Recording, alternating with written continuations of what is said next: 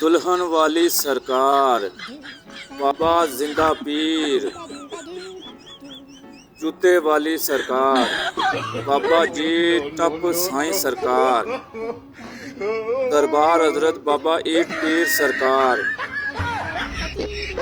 सैयद हबीब शाह बुखारी अल मारूफ Pepsi वाली सरकार, नांगे शाह,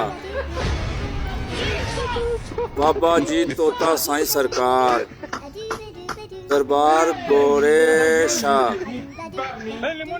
चुमिया वाली सरकार, बाबा खंबा पीर मकसीन बहारी शाह, हजरत बाबा शादी शहीद, बाबा लोटे शाह, दरबार आलिया हजरत बाबा घसीटे शाह,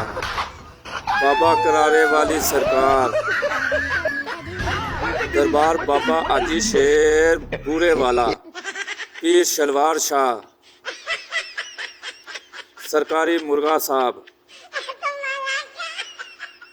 रूहानी सर्जन।